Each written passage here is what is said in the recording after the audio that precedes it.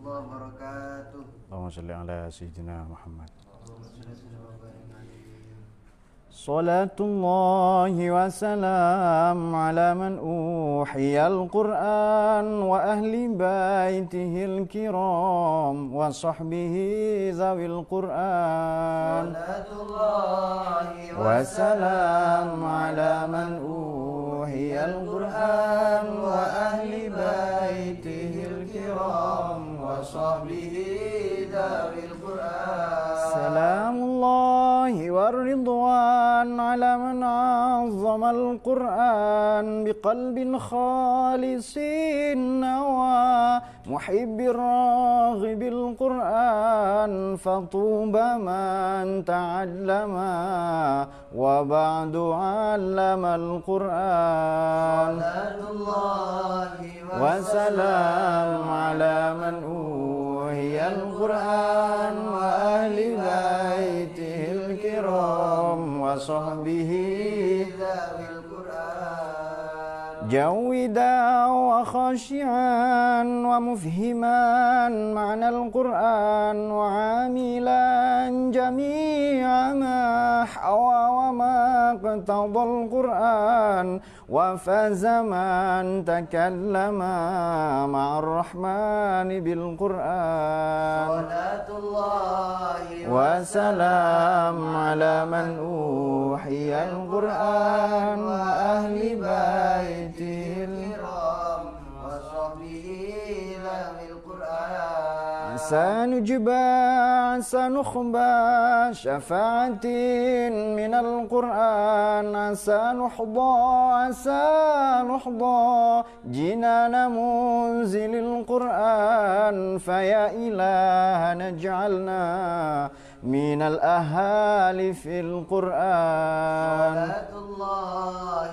وسلام على من أوحي القرآن وأهل بيته الكرام وصحبه ذوي القرآن. وزدنا علما نافعا بما علمتنا القرآن ووسع ما رزقتنا كما قد عاهد القرآن أمتنا في حسن الختام مع القبول بالقرآن. صلاة الله وسلام على من أوحي القرآن وأهل بيته الكرام وصحبه ذوي القرآن.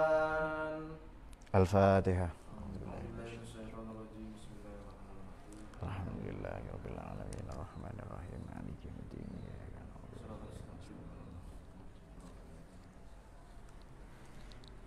Bismillahirrahmanirrahim. Teman-teman, rekan-rekan sekalian, Nahdien-Nahdiat dan siapapun yang menyaksikan tayangan ini di seluruh Indonesia dan di seluruh dunia, selamat menunaikan ibadah puasa. Semoga puasa ini semakin membentuk karakter kita menjadi manusia paripurna, menjadi manusia yang Qur'ani, menjadi manusia yang membuat para malaikat cemburu, menjadi manusia yang sungguh-sungguh manusia. Bismillahirrahmanirrahim. Pada kesempatan berbahagia ini kita akan mengulas sedikit mengenai ekosistem atau hifdzul bi'ah ya. Menjaga lingkungan atau ekosistem.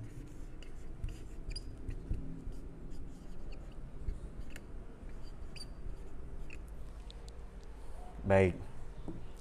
Rupa-rupanya manusia hidup di dunia ini, di permukaan bumi, di kulit luar bumi ini tidak sendirian. Ada makhluk-makhluk yang lain. Tetapi sebelumnya bumi itu apa?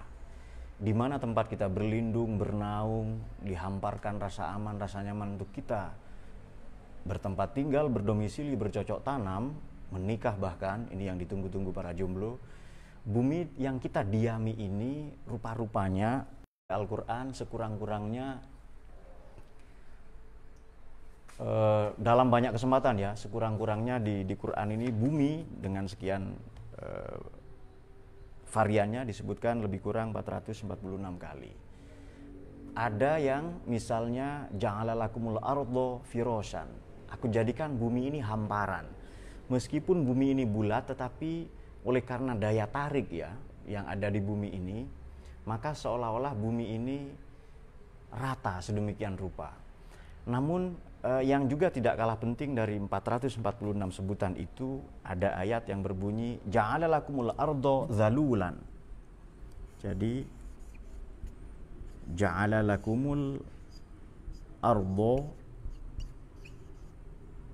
zalul. Zalul ini apa?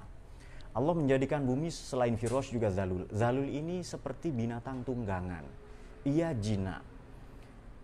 Oleh karena itu kita seolah-olah berkendara di bumi ini dan akan sampai ke akhirat nanti tanpa merasakan guncangan, meskipun sesekali ada gempa ya, tanpa merasakan hentakan, impact, hantaman yang sungguh-sungguh keras kecuali pada kiamat nanti yang menghancurkan dunia. Dan kita merasa nyaman sekali. Boleh kita ibaratkan unta, boleh kita ibaratkan sapi. Ini tunggangan klasik lah ya, kalau sekarang mungkin Ferrari, Mercedes-Benz, BMW, kalau zaman sekarang lah ya, Audi dan lain-lain. Odong-odong boleh nggak? Nggak apa-apa, asal merasa nyaman. Dan itu anak saya seneng karena merasa nyaman ya. Anak saya yang ketiga. Baik. Zalul maknanya selain tunggangan, kenyamanan, kedamaian, dan kita tahu bahwa puncak kemakhlukan unta, puncak kemakhlukan sapi. Ini kalau kita ibaratkan bumi itu unta atau sapi, puncak kemakhlukan unta atau puncak kemakhlukan sapi adalah kalau ia bersedia dengan riang gembira dikendarai manusia. Satu, memasok dagingnya, memberikan manfaat berupa dagingnya kepada kita. Dua, kemudian yang tak kalah penting, sapi ini juga memberikan susunya kepada kita. Meskipun sekarang ada merek susu sapi, ternyata bukan susu sapi, mungkin susu jerapah lah ya, yang lebih ekstrim itu. Susu lalat kalau ada. Kita kan nggak tahu lalat menyusui atau enggak, silakan diteliti. Nah, ja'ala lakumul ardo zalulan berarti bumi ini memang hari semalam hanya siang 4 jam, malam 4 jam.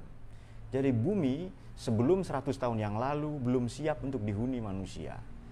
Tapi begitu Allah ciptakan, setelah bumi siap, maka Allah ciptakan Nabi Adam itu untuk nanti mengelola bumi.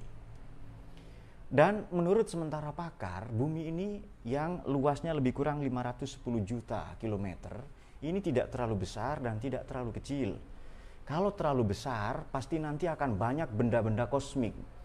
Cahaya-cahaya, hantaman-hantaman benda kosmik seperti meteorit, kemudian apalagi selain meteor, komet misalnya, maupun benda-benda langit yang lain. Pun kalau bumi ini terlalu kecil, lebih kecil dari 510 juta kilometer, maka kita akan kekurangan atmosfer nanti. Jadi bumi ini sudah diatur sedemikian rupa lah ya, nah yang istimewa sekali. Baik, jumlah daratan di Quran itu diulang al-bar ya. Kan ada kan zaharal fasadu fil barri wal bahr. Jumlah daratan diulang sebanyak 12 kali. Lautan sebanyak 33 kali. Rupa-rupanya nanti setelah dilakukan riset, memang jumlah perairan ini 2/3 luas daratan atau tanah atau permukaan tanah. Jadi daratan berapa kali di Quran tadi? 12 kali. Lautan diulang sebanyak 33 kali. Tapi kalau bumi tadi diulang sebanyak 446 kali. Laut itu sendiri. Kemudian daratan dan lautan disebutkan secara bersamaan itu 7 kali. Kemudian juga disebut Bahrain 2 kali. Bahrain tahu ya? Bahrain ini maknanya bukan cuma 2 laut, tapi sungai dan laut atau danau dan laut, sungai dan danau. Sungai dan sungai itu bisa. Jadi memang itulah keunikan bahasa Al-Quran ya. Untuk menyebut matahari dan rembulan tidak disebut Al-Qamar wasyams tetapi Qamaroin. Begitu pula Bahrain. Kadang disebut Bahron 1 kali. Bahrain tadi disebut 7 kali di dalam Al-Quran ya. Sebelum kita ke inti pembahasan, ini saya belum bicara berarti. Bumi, Allah menciptakan langit dan bumi ini fi sittati ayyam, dalam 6 masa. Jangan diartikan 6 hari, 6 masa, 6 fase, 6 tahap. 2 fase Allah ciptakan langit, 2 fase Allah ciptakan bumi, 2 fase lagi sarana prasarana untuk memenuhi kelayakan kehidupan bagi manusia di permukaan bumi ini. Salah satunya apa? Ya lahan-lahan pertanian, lahan perkebunan, hutan-hutan, sungai-sungai, danau-danau, mata air, itu semua demi kelangsungan hidup manusia nanti itu. Atmosfer yang memadai. Nah, jadi secara gampang, bumi yang tadi 446 kali disebutkan di Quran, ini oleh Allah dijadikan sebagai selain firos, hamparan untuk kita bernaung, berlindung, menjalani hidup dalam keadaan jomblo maupun tidak jomblo. Bumi juga dijadikan zalula. Zalul ini sebagai tunggangan kendaraan untuk kita sampai ke akhirat dengan baik, tenang. Kemudian kalau diibaratkan unta dan sapi, ia tidak hanya memberikan fasilitas fisiknya untuk kita sampai mengantarkan kita pada tujuan tertentu, ia juga dianugerahi oleh Allah berupa dagingnya ya, untuk kebutuhan kita. Kemudian tulang-tulangnya untuk makanan jin biasanya, selain kucing ya, dan di film-film kartun ada. Kemudian ia memasok susunya juga untuk kita. Dan di sanalah puncak kemakhlukan binatang. Artinya puncak kemakhlukan bumi adalah kalau memberikan kedamaian, ketenteraman bagi kita. Itu puncak kemakhlukan bumi. Nah, baik. Sudah bumi demikian ya. Mari kita sebutkan beberapa ayat di dalam Al-Quran perihal kerusakan bumi. Fasad. Fasada ini di Quran dalam sekian bentuknya disebutkan 36 kali. Anda bisa memeriksa di banyak literatur ya, di Mufrad Al-Fadhul Quran, kemudian di Fathur Rahman li Tolibi Ayati Ayatul Quran, atau Basairul Dzawit Tamyiz, atau Anda juga bisa mencarinya di Nazbud Durrar ya, fi tanasubi ayati waswar. Di beberapa buku tadi Anda bisa mencari koherensi, korelasi Quran satu ayat dengan ayat yang lain. Tentu tidak ingin kita sebutkan semua 39 kerusakan yang ada di bumi yang lebih kurang disebabkan oleh manusia tadi itu.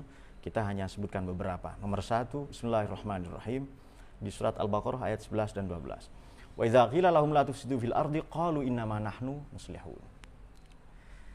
Di Baqarah, surat Baqarah atau surat yang kedua ayat 11. Kalau dikatakan kepada mereka la tufsidu fil ardi, jangan kalian berbuat kerusakan di muka bumi, justru mereka menjawab innama nahnu muslihun, tidak, kamilah orang yang memperbaiki diri. Coba Anda tanyakan ke perusahaan-perusahaan itu, tambang, nikel, timah, batu bara, fiber, macam-macam ya, gas alam, pasti mereka ingin memanfaatkan sumber daya alam, natural resources. Di satu sisi, padahal di sisi lain mereka juga merusak bumi. A'raf 56 sama, la tufsidu fil ardi ba'da islahiha, jangan kau rusak bumi setelah diperbaiki. Inna rahmatallahi qaribun minal muhsinin. Sama, la tufsidu juga di A'raf ayat 80. Wala tufsidu fil ardi ba'da islahiha zalikum khairul lakum in kuntum mu'minin. Itu lebih baik kalau kalian memang beriman. Sebelum kita bacakan beberapa tafsir, mari coba kita baca kerusakan bumi. Lazimnya kerusakan bumi ini dikarenakan oleh karhutla, kebakaran hutan dan lahan, atau oleh penambangan liar, penebangan pohon secara serampangan, atau karena limbah-limbah pabrik-pabrik, industri-industri masonnya ya, yang tidak mempedulikan pada kelangsungan ekosistem flora dan fauna, hanya berangkat dari keserakahan manusia. Maka jelas ayatnya kan zaharal fasadu fil barri wal bahri bima kasabat aydin nas. Telah nampak kerusakan di laut dan di darat oleh karena keserakahan manusia sendiri. Berapa sih jumlah kerusakan hutan? Nah, mari kita lacak ini. Satu semester ini, 6 bulan ini saja, dari periode akhir 2019 sampai awal 2020 ini, kerusakan atau karhutla, kebakaran itu berjumlah 1.592.010 hektar, yang itu melepas emisi 708 megaton karbon dioksida ke udara, jelas merusak lapisan ozon itu. Anehnya dari 1,5 juta itu 480.178 hektar adalah kerusakan pada lahan gambut. Lahan gambut tahu enggak? Nah, itu yang mau kita bicarakan sebenarnya. Sebelum ke gambut ya. Rata-rata yang paling banyak rusak itu selain Sumsel ya, Jambi, Papua, Kalbar, Kalteng, Kalsel juga, di tempat-tempat itu yang paling banyak. Nah, sebelumnya, Indonesia ini memiliki 16,9 juta. Saya ulangi, Indonesia memiliki 16,9 juta hektar gambut dengan kedalaman 30 meter. Kanada punya lebih luas tapi kedalamannya cuma 2 meter. Dan 7,8 itu sudah dikelola ya, sudah jadi lahan terbuka. Kemudian teman-teman mungkin belum tahu, gambut ini apa sih? Mahwal gambut itu ya.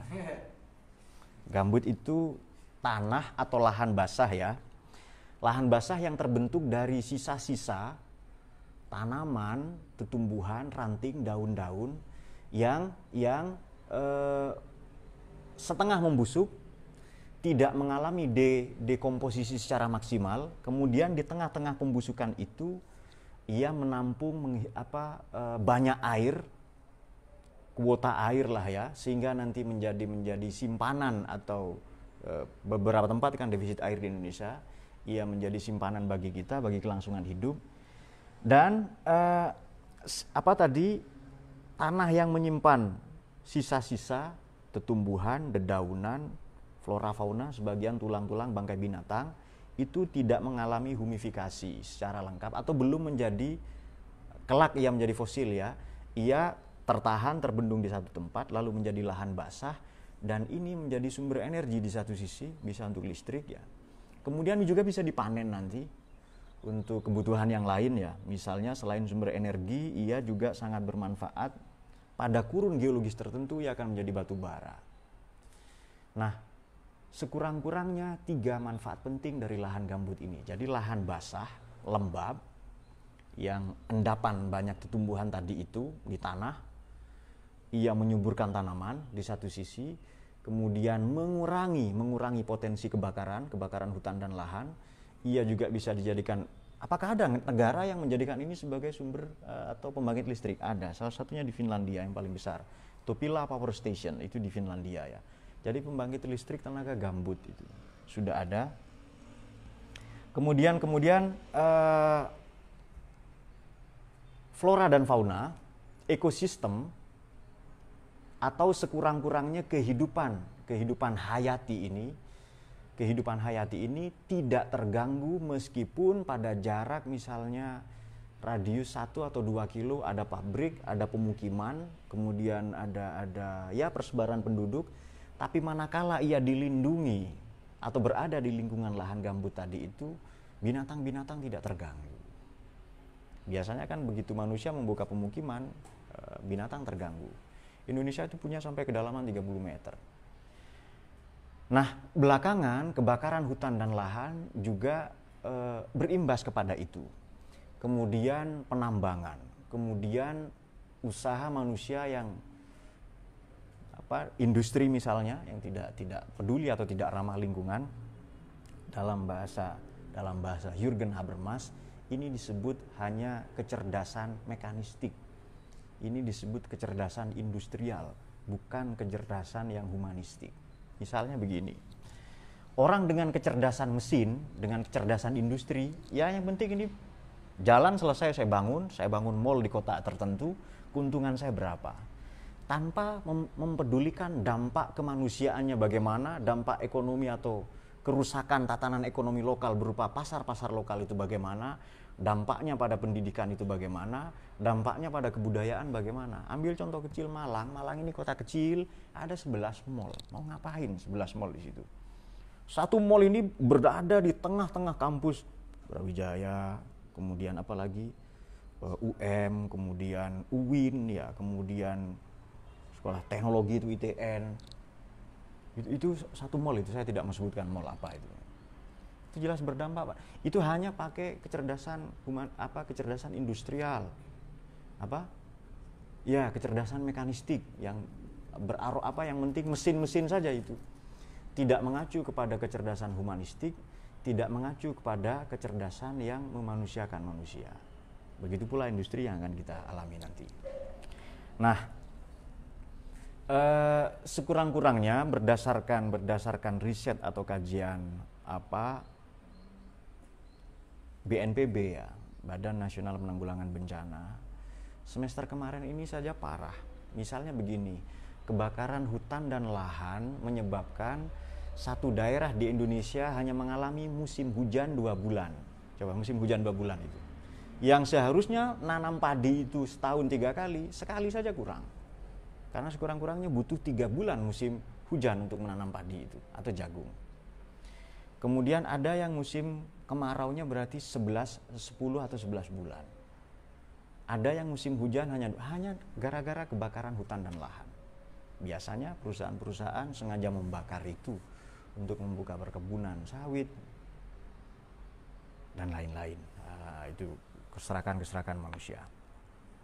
Dana BNPB ini kan ada Badan Restorasi Gambut ya, tapi itu nanti dana BNPB ini 6,7 triliun ya. Dan Badan Nasional Penanggulangan Bencana. Bencana itu banyak.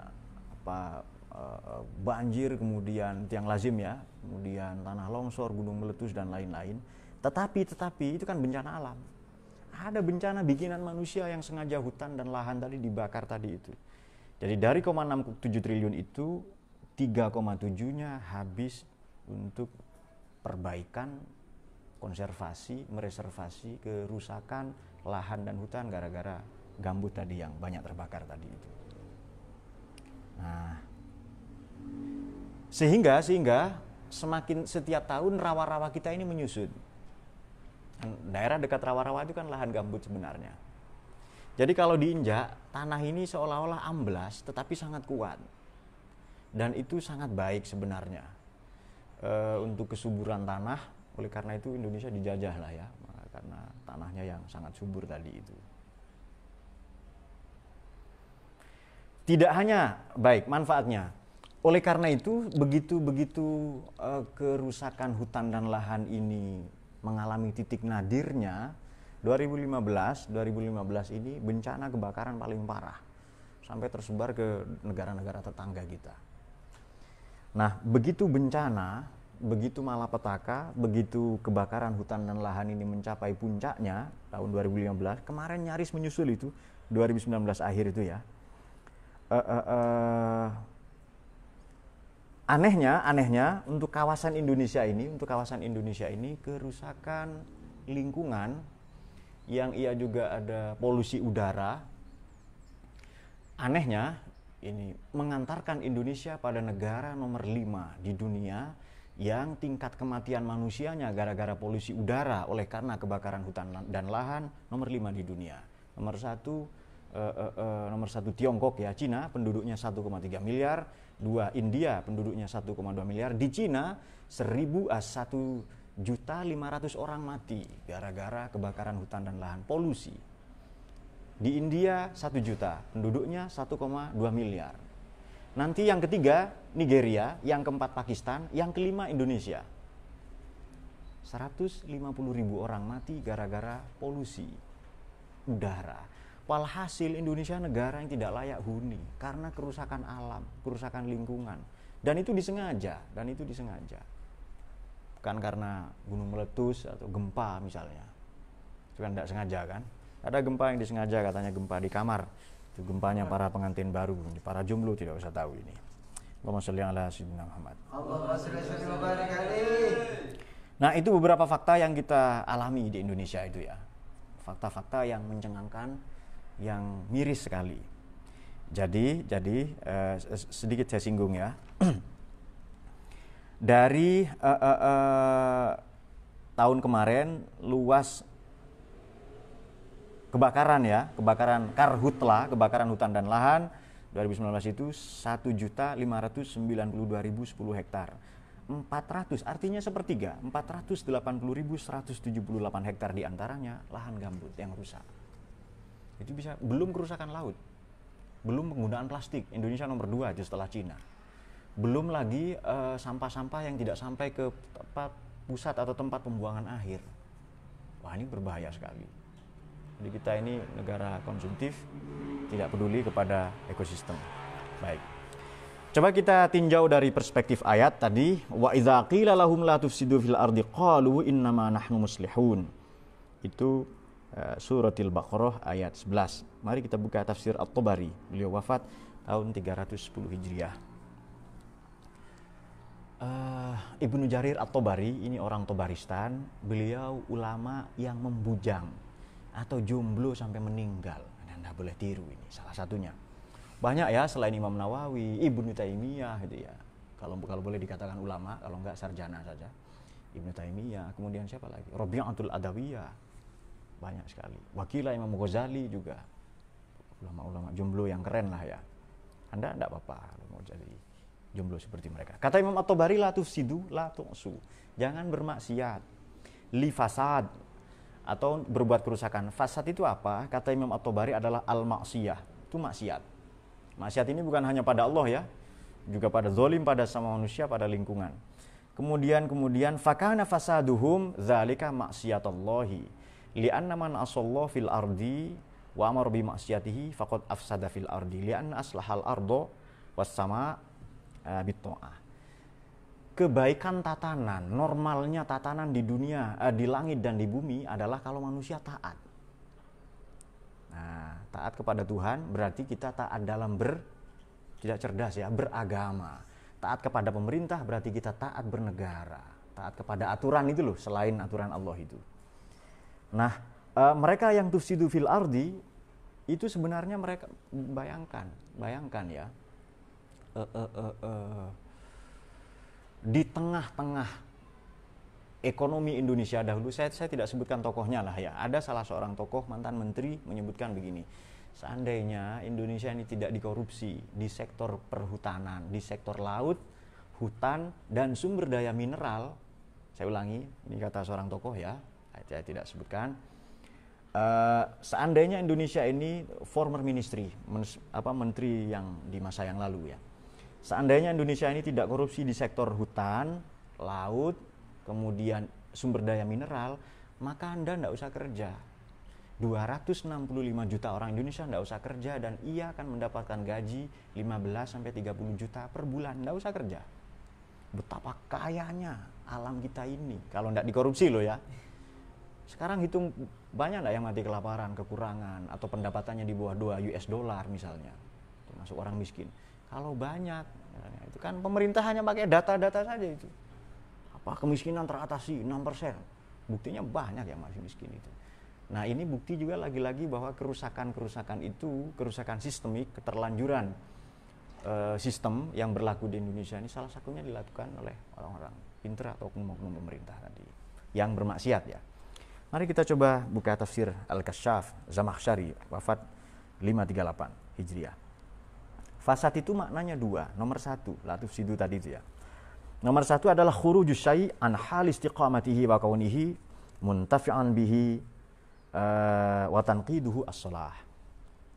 Adalah keluarnya atau melencengnya satu aturan, melencengnya sesuatu ya dari tatanan atau aturan tertentu sehingga daya manfaatnya berkurang dan daya sholahnya atau yang tadinya sholah ini kemudian berbalik sama sekali. Jadi begitu keseimbangan yang ada di laut misalnya dikotori oleh sampah plastik. Dahulu kan yang ada di ikan paus itu kan Nabi Yunus ya. Sekarang yang ada di perut ikan paus dan perut-perut ikan yang lain adalah plastik. Dahulu mungkin ikan mujair juga ada plastiknya sekarang karena sudah banyak sekali sampah ya, kita nomor 2 setelah Cina itu. Sudah kita sampaikan di kajian yang lalu di kanal yang sama. Kemudian yang kedua adalah haijul harub wal fitan. Haij atau haja ini maknanya kecamuk. Terjadinya kecamuk perang dan fitnah. Ini boleh dikatakan perang sipil ya, civil war, atau perang industri atau Cold War, perang dingin sekurang-kurangnya sejak 1947. Atau perang ideologi. Kalau sudah ada perang itu, perang dagang nih, Cina dengan Amerika, lalu jadi corona misalnya. Apa dampaknya? Dampaknya adalah terjadi fasad, kerusakan. Tatanan ekonomi, kebudayaan, pendidikan, yang tadinya normal dan baik-baik saja sekarang itu yang terjadi itu. Nah, kemudian mari kita periksa suratul A'raf ayat 56. La tufsidu fil ardi ba'da islahiha. Inna rahmatallahi Qaribun minal musinin. Kamu jangan rusak bumi ini setelah tadinya baik. Karena Allah ciptakan bumi dalam 6 masa kan, langit dan bumi itu loh. 2 hari ciptakan bumi, 2 hari lagi menyiapkan infrastruktur dan suprastruktur ya untuk kelayakan hidup manusia. Apa itu? Oksigen, air, udara, api, semuanya diseimbangkan, baru bumi ini menjadi layak huni bagi manusia nanti. Nah, kita membuka Mahasinut Ta'wil lil Imam Al-Qasimi. Beliau wafat 1332. Wa idza tawalla sa'afil ardi liyufsidu fiha wa yuhlikal harsa wan nasl. Manusia selain merusak bumi juga merusak lahan pertanian. Lahan gambut tadi salah satunya, wan nasl, dan merusak generasi. Wallahu la yuhibbul fasad. Itu suratil Baqarah ayat 205. Bagaimana cara merusak bumi? Merusak pertanian, lahan pertanian, perkebunan, kemudian merusak generasi. Bagaimana?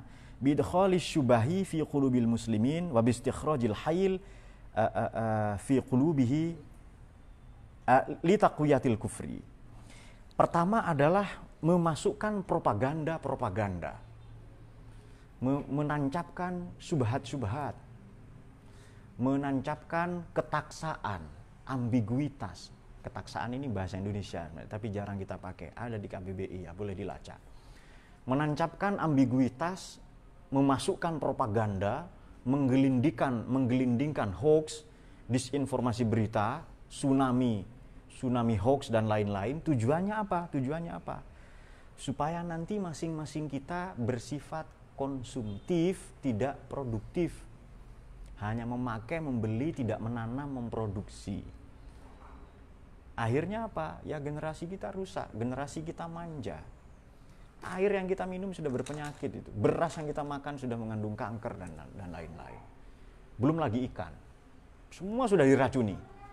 Bahkan diimunisasi kita kan, dimasukkan virus itu sebenarnya. Kuman, bahan kimia, yang nanti kalau kita sakit, obatnya sudah ada di apotek itu. Obat kimia juga. Ini kan perang dagang sebenarnya. Satu itu. Ini pandangan siapa tadi? Mahasinut Ta'wil lil Imam Al-Qasimi. Kemudian yang kedua, wa bistikhrajil hayil, dan mengeluarkan al-hayl ini sebenarnya hailah. Makna kampung, kita ngaji di kampung dulu, akal bulus. Tindak hipokrit. Akal bulus lah ya, kalau Anda lebih paham akal bulus saja enggak apa-apa. Sudah itu. Bulus kan tahu kan ya? Sulafatun bahri itu bahasa Arabnya. Tujuannya apa? Supaya kita nanti kelak menutupi kebenaran. Contoh paling sederhana, ini momen bulan puasa. Puasa ini sebenarnya menyehatkan. Kalau mau puasa, minumlah obat penghancur lemak misalnya. Kalau puasa itu loh kan, iklan di TV itu loh. Kemudian puasa itu menyebabkan Anda sakit mah, maka minumlah obat anti nyeri lambung dan lain-lain. Kenapa puasa digambarkan kita kelaparan, lalu ada iklan sirup bertebaran, kan ada Mbah Surip dan Mbah Marijan katanya kan ya. Nah itu katanya nama sirup diplesetkan menjadi Mbah Surip dan Mbah Marijan, nanti di surga ketemu itu. Syarab dari kata syarab, ya itu sirup bahasa Arab. Sholat itu digambarkan, diiklankan sulit, lalu kita perlahan-lahan menghindari sholat. Puasa, kemudian zakat itu dicitrakan sangat berat, zakat mal terutama. Yang ringan apa? Zakat mal misalnya. Nah, kan sekarang banyak sekolah ditutup tapi mal tidak ditutup kan, itu kan? Nah itu dia. Silakan diperiksa sendiri. Kok tahu? Ya, itu kan kita dekat mal di sini. Oleh karena itu, kerusakan ini sebenarnya dirancang, kerusakan ini direncanakan. Bandingkan kerusakan yang dilakukan oleh karena force majeure atau musibah atau bencana alam. Kalau gunung meletus pasti daerah itu tidak lama akan subur. Kalau gempa maka bumi ini sedang menyeimbangkan dirinya. Tapi kalau kerusakan yang dilakukan oleh manusia, bima kasabat aidin nas, kita bisa melihatnya dalam dua sisi. Satu, keterlanjuran sistem ini sudah saatnya diganti. Keterlanjuran sistem, paham ya? Misalnya sistem ekonomi kita bagaimana? Membela rakyat miskin atau tidak? Membela yang lemah atau tidak? Sistem ekonomi, sistem pendidikan. Hanya sibuk dengan angka-angka atau sungguh-sungguh mencerdaskan membentuk karakter kita atau tidak? Sistem politik kita bagaimana? Semakin memberi ruang kepada para demagog, kepada para oligark, kepada para garong, kepada para serigala atau tidak? Ya kan? Kalau tidak maka harus diganti. Keterlanjuran itulah yang kita nikmati sekarang. Nah, begitu pula ancaman-ancaman yang terjadi kepada lahan gambut. Maksud saya begini, mari kita melihat keadaan ini dengan lebih cerdas. Boleh enggak kita belajar fikih, Pak? Boleh, keren itu. Ini ada hubungannya dengan fikih. Ada hubungannya dengan syariat. Boleh enggak kita belajar tajwid saja, tafsir, ulumul Quran? Boleh itu. Tapi jangan lupa, kita juga harus mempelajari ekosistem, lingkungan, industri nuklir, listrik, IT, teknik sipil, semua harus kita pelajari. Supaya nanti manakala terjadi kerusakan, kita tahu bagaimana cara memperbaikinya. Nah, itu catatan yang paling penting. Maka begini, salah satu tujuan agama adalah maqasidus syariah ya. Salah satu maqasid dari asy-syariah adalah, kan nomor satu agama itu hifdzuddin, nomor satu menjaga agama. Satu agama, kemudian dua nafas, menjaga jiwa atau diri, lalu tiga adalah apa? Hifdzul, ya akal bolehlah itu, akal, mal, dan nasl. Lantas hifdzul bi'ah, menjaga ekosistem ini masuk yang mana? Hemat saya termasuk lima-limanya. Kalau perlu kita ikuti Imam Al-Qarafi, tambah satu lagi, hifdzul bi'ah itu, menjaga lingkungan, menjaga ekosistem. Baik, menjaga agama. Misalnya, agama menganjurkan kita apa? Mengajarkan kita apa? Apakah agama membenarkan segala bentuk pengerusakan kepada alam, lingkungan, flora, fauna? Tentu tidak benar. Maka segala bentuk perusakan ekosistem atau lingkungan itu pasti bertentangan dengan agama. Pasti nanti menjaga jiwa, kelangsungan generasi. Orang kan dijaga jiwa, maksudnya menjaga jiwa ini bagaimana sih? Orang hidup dengan layak, dengan enak, dengan nyaman, damai, tentram. Seperti perannya bumi, zalulan tadi itu. Tetapi sekarang dengan karhutlah, kebakaran hutan dan lahan, dengan eksploitasi alam yang besar-besaran, kita mengalami apa? Polusi udara, ini sudah jelas Indonesia ya. Kemudian pencemaran air, oleh karena pembuangan limbah dan industri. Kemudian pencemaran lingkungan dan banyak lagi polutan-polutan yang tersebar di mana-mana itu. Belum lagi sampah-sampah sosmed. Itu lebih parah lagi. Akal, menjaga akal. Pertanyaannya begini. Bagaimana cara menjaga akal? Oleh karenanya yang mengancam akal, merusak peranan akal, fungsi akal, yang menyebabkan akal malfungsi secara normal, pasti diharamkan oleh agama dan bahkan negara. Apa yang merusak akal? Tentu narkoba. Maka narkoba ini sudah tidak usah dicari dalil, inna sobu haram, tidak usah itu. Sudah jelas haram karena merusak akal, tidak sesuai dengan tujuan agama. Ya di Quran hanya disebutkan yang khamr wal maisir ya, tidak disebutkan sobu narkoba misalnya, tidak ada itu. Cara menjaga akal selain dengan belajar, dijaga kesehatannya, kecerdasannya berpikir dan lain-lain ya, yang logis, yang rasional, bayani dan lain-lain. Kecerdasan menjaga akal ini juga dijaga dengan tidak merusaknya, mencemarinya dengan narkoba, minuman-minuman keras, atau pikiran-pikiran yang negatif. Kemudian menjaga harta benda. Boleh ini dilakukan dengan menjaga dari maling ya. Menjaga sumber daya boleh dimaknai begitu. Ini sumber daya alam. Ini sumber daya alam.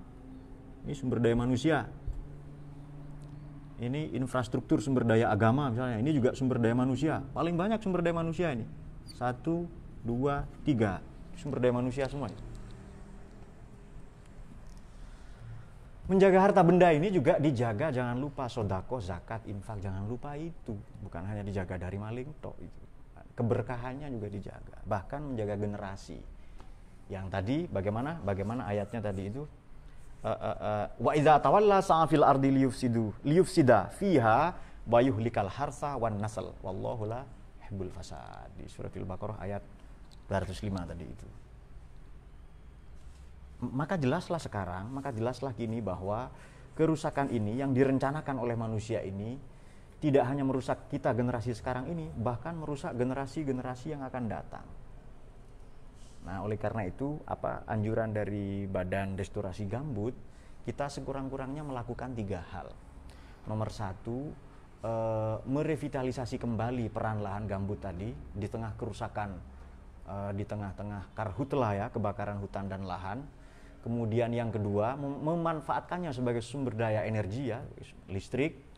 Kemudian itu yang populer ya, juga nanti sebagai simpanan untuk pada periode atau kurun geologi tertentu menjadi batu bara dan lain-lain. Kemudian yang ketiga, lahan gambut ini juga memberi ruang kepada kelangsungan flora fauna, biota yang lain, di rawa-rawa, kehidupan hayati yang lain selain manusia. Maka begini, ada satu peristiwa, sebenarnya bukan satu peristiwa, 10. Ada 10 peristiwa yang salah satunya membuat Nabi ini pingsan ya, kaget karena malaikat Jibril datang mengambil 10 pusaka yang ada di bumi. Salah satunya adalah arfa'ul mahabbah bainal makhlukin. Saya mengambil cinta kasih antara sesama makhluk. Kan ada 10 kan itu kan yang membuat Nabi pingsan dari tidurnya, sakit yang terakhir itu 3 hari, bangkit lalu pingsan lagi dan bangkit lagi ya. Pertama adalah dicabutlah barokah, rasa malu, kemudian dicabutlah syafaqoh, cinta kasih, welas asih, kemudian kedermawanan, kesabaran, agama dan Quran, bahkan salah satunya adalah dicabutnya adalah kecintaan kita atau sikap menjaga kita kepada lingkungan. Dan sekarang itu sudah terjadi. Apa yang diprediksi oleh Nabi 14,5 abad yang lalu itu ya. Jika demikian, maka sikap kita bagaimana? Nah, sekarang pertanyaan begini, santri atau orang biasa lah. Pak, saya ini rakyat biasa, bagaimana sikap kita? Sekurang-kurangnya kita melakukan 2 hal. Ini sudah tips ini ya, supaya gampang lah. Kita ini orang biasa, santri, masyarakat biasa, bukan policy maker, bukan penentu kebijakan, bukan pemerintah. Bagaimana caranya? Nah, mari kita membaca ayatnya. Di Quran ada ayat begini. Ini beberapa kali sering saya kemukakan. Kita ngapain sih? Mari kita baca ayatnya. Alam taro ilal ladzina baddalu ni'matallahi kufra wa ahallu qaumahum darul bawar. Jahannam yaslaunaha wa bi'sal qarar. Mengapa tidak kamu saksikan, perhatikan, kamu adakan kajian-kajian, riset-riset, studi-studi, observasi lingkungan kepada allazina, kepada oknum-oknum. Di sini berarti tidak hanya pemerintah ya. Oknum ini triple helix. Siapa itu? 1, birokrat, nomor 2, akademisi, nomor 3, pemodal. Ini oknum ya. Mereka allazina baddalu, memanipulasi, menyelewengkan, mengganti, merubah, menghancur leburkan, mengeksploitasi ni'matallah, sumber daya alam yang ada di Indonesia. Itu sumber daya alam, sumber daya manusia, dan bahkan sumber daya ideologi. 3 oknum tadi itu ahallu qaumahum, wa ahallu qaumahum, menjadikan kita rakyat Indonesia terjerembab, terperosok, terpuruk, darul bawar, menuju negeri yang krisis. Ini yang kita alami. Maka sikap kita bagaimana? Sekurang-kurangnya kita nomor 1 tidak menjadi seperti mereka. Yang kedua, kita mengkampanyekan betapa pentingnya menjaga lingkungan ini. Indonesia ini jelas terlalu berlebihan, terlalu banyak, terlalu mewah. Aset kita ini loh ya, kalau mau kita konsumsi normal. Kalau kita normal, makan, minum dari laut, dari pertanian, perkebunan, sudah tidak kurang-kurang, itu sejahtera hidup kita. Tapi Indonesia ini akan kurang, akan habis bahkan sama sekali sumber dayanya apabila ada 1-2 orang saja yang serakah, yang korup. Nah itu dia. Kalau begitu sikap kita bagaimana? Sudah jelas kan ya, 1 tidak menjadi seperti mereka, yang kedua kita mengkampanyekan betapa penting menjaga lingkungan. Hifdzul bi'ah ini. Kalau menjaga lingkungan itu bagian dari tujuan syariat, misalnya, maka adanya lembaga-lembaga, adanya peranan anak-anak muda untuk menjaga ekosistem lingkungan tadi menjadi wajib. Kenapa? Dalil fikihnya jelas, lil wasail hukmul maqasid. Tujuan dengan cara hukumnya sama. Bikin pesawat terbang tidak wajib, tapi kalau untuk haji wajib, maka bikin pesawat terbang wajib. ini seringkali disinggung bahkan ya oleh Syekh Izzuddin bin Abdissalam, Sultanul Ulama. Baik, apakah Indonesia ini negara yang sudah hifdzuddin, menjaga agama? Sudah. Apakah Indonesia ini menjaga warga negaranya? Iya. Apakah Indonesia ini menjaga akalnya, melarang narkoba? Akal masyarakatnya jelas. Apakah Indonesia melindungi harta benda, sumber daya alam dan lain-lain? Iya, meskipun kurang maksimal. Apakah Indonesia melindungi generasi kita sampai yang akan datang NKRI? Kalau iya, Indonesia ini sudah syar'i, nggak usah mimpi bikin NKRI bersyariat. Itu salah besar, orang nggak paham sebenarnya itu. Kalau agama dan negara sudah selesai di Indonesia ini, maka sudah selesai. Tinggal yang ada ini dimaksimalkan. Yang ada dimaksimalkan itu. Apa tadi? Badan Restorasi Gambut, BNPB, itu semua dimaksimalkan. Nah, kadang begini. Kita ini hanya berharap terlalu tinggi pada pemerintah. Sementara pemerintah layanannya kurang. Itu tidak bisa ketemu, tidak bisa integral itu. Kalau mau integral, kalau mau ketemu, harapan kita dikurangi pada pemerintah dengan cara proaktif kita menjaga lingkungan tadi itu, kerusakan-kerusakan tadi itu. Sementara itu di satu sisi, sementara di sisi lain pemerintah meningkatkan pelayanannya. Ketemu enggak kan itu? Jadi kita naik, pemerintah turun, dia ketemu. Jangan kita naik, pemerintah juga naik. Itu enggak akan ketemu. Jadi kita terlalu berharap banyak kepada pemerintah. Sementara policy maker, penentu kebijakan di Indonesia itu adalah generasi triple helix. Apa itu? Tidak hanya penguasa, tidak hanya birokrat, politisi, tidak hanya pejabat, tapi para pemodal, para korporat, perusahaan, tetapi juga para akademisi. Kalau tiga ini ketemu, sudah selesai Indonesia persoalan itu sebenarnya. Nah, oleh karena itu di momen Ramadan, mari kita belajar menahan diri. Imsak itu makna puasa. Tidak merusak lingkungan, tidak membuang sampah sembarangan, tidak mengkonsumsi menggunakan benda-benda yang pakai plastik dan lain-lain. Kalau itu bisa, alam ini semakin membaik dan berkurang kerusakan-kerusakan di dunia ini. Serta yang tidak kalah penting, Allah ini menitipkan bumi untuk kita kelola, bukan untuk kita rusak. Allah menyediakan bumi ini bukan hanya untuk kita saja, tapi untuk generasi kita yang akan datang. 100, 200, 1000 generasi yang akan datang. Betapa egois, betapa tidak berbudi, tidak bermoralnya kita kalau bumi ini hanya kita nikmati kita sendiri dan dibiarkan saja rusak. Oleh karena itu bencana-bencana itu menyeimbangkan alam. Alam ini seimbang lagi, lapisan-lapisan ozon tertutup lagi. Nah, itu seharusnya yang patut kita renungi insafi di bulan puasa ini. Semoga kita semua dicahayai oleh Quran. Semoga puasa kita ini semakin membentuk karakter kita menjadi pribadi yang menahan diri, hidup tidak hanya dengan melaju, tapi juga ngerem. Tidak terlalu banyak bicara, tapi mendengar keluhan yang terjadi di alam, di sekitar kita, di lingkungan kita. Mendengar jeritan alam itu loh ya. Tidak hanya hidup ini tidak hanya digambarkan dengan menggenggam, tetapi juga melepas. Tidak hanya memiliki, having, tetapi menghayati bersama-sama. Allahumma arhamna bil Qur'an waj'alhu lana imaman wa nuran wa hudan.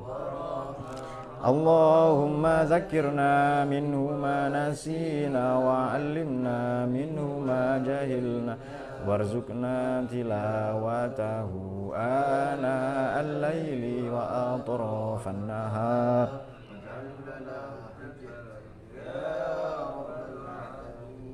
Allahumma fiqh ila aqwamit thoriq. Assalamualaikum warahmatullahi wabarakatuh.